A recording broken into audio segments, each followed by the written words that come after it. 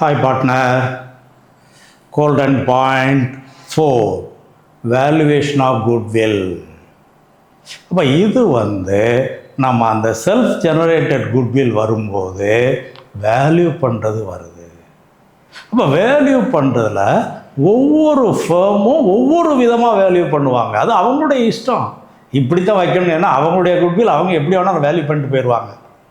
ஆனால் இருந்தாலும் நம்ம தெரிஞ்சுக்க வேண்டியது டிஃப்ரெண்ட் கைண்ட்ஸ். 6 டைப்ஸ் இருக்கிற மாதிரி இருக்கு. ஆனால் ரொம்ப ஈஸி பாரு. இந்த மூணுலையும் பாரு, that is simple average profit method, weighted average business profit method, super profit method.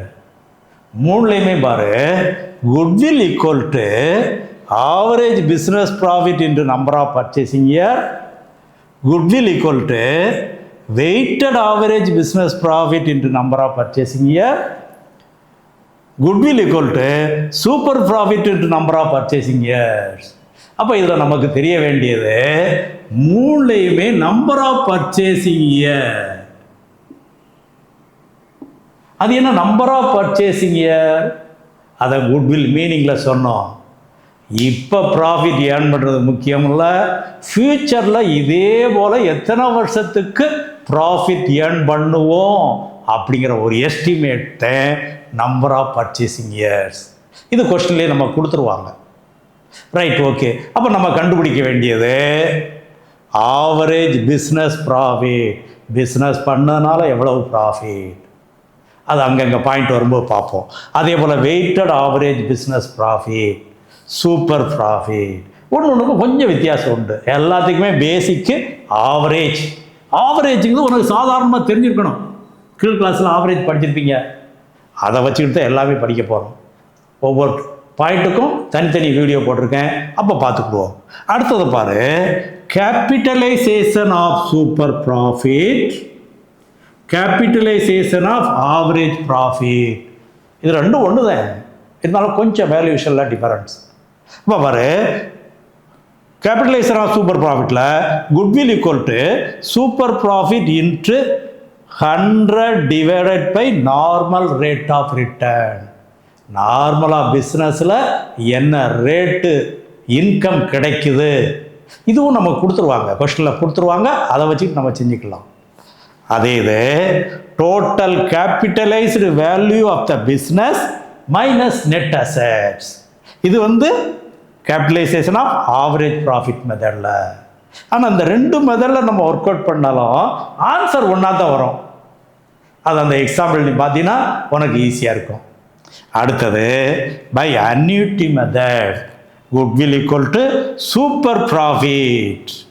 இங்கே சொன்னது அப்போ 3 இடத்துல சூப்பர் ப்ராஃபிட் நம்ம கண்டுபிடிக்கிறோம். Super profit into present value of annuity factor. இந்த அன்யூட்டி ஃபேக்டர் இது என்னன்னா, இது நமக்கு ஆன்சர் கொடுத்துருவாங்க. 0.226 இந்த மாதிரி ஏதாவது கொடுத்துருவாங்க. அது என்னன்னு தெரிஞ்சுக்கணும். அது என்ன annuity factor, present value of annuity factor. இப்போ சிம்பிளாக சொல்கிறேன், நான் படிக்கிற காலத்தில் 10 காசுங்கிறது கஷ்டமான காரியம். ஆனால் இப்போ நீங்கள் படிக்கிற காலத்தில் 1000 ரூபாங்கிறது ஈஸியான காரியம். இதுதான் வேல்யூ. அந்த வேல்யூவை இங்கே சொல்கிறான். 5 வருஷத்துக்கு முன்னாடி 1 ரூபி வேல்யூவாக இருந்ததுன்னா 5 years பேக் 1 ரூபியாக இருந்ததுன்னா இப்போ அதே 1 ரூபி என்ன வேல்யூவில் இருக்கு, அது பல கால்குலேஷன் இருக்குது. அதெல்லாம் இப்போ நமக்கு தேவையில்லை. அது அந்த அடிப்படையில் இதை கணக்கு சொல்லுவாங்க. இதுலையும் ஒரு ரேட் உண்டு. 10% ரேட்னா என்ன, 12% ரேட்னா என்ன, இதெல்லாம் நமக்கு இப்போதைக்கு தேவையில்லை.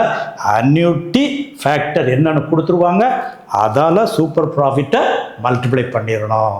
அப்போ அன்யூட்டி ஃபேக்டர்னா என்ன, அதான் முதல்ல சொல்லியிருக்கேன் உனக்கு. What is that? எந்த இடத்துல இருந்தாலும் சரி அது தெரியாமல் நீ உள்ளே போகவே கூடாது. அப்போ இது என்னது? ஒரு 5 வருஷத்துக்கு முன்னால் 1 ரூபி 1 ரூபியா இருந்தால் இப்போ அதனுடைய மதிப்பு என்னன்னு அவங்க ஒரு கால்குலேஷன் படி கொடுத்துருப்பாங்க. அந்த கால்குலேஷன் படி செய்கிறது தான் அன்யூட்டி ஃபேக்டர். இது ஒன்று ஒன்றையும் பற்றி தனித்தனி வீடியோ இருக்குது, அங்கே பார்ப்போம். Okay boys.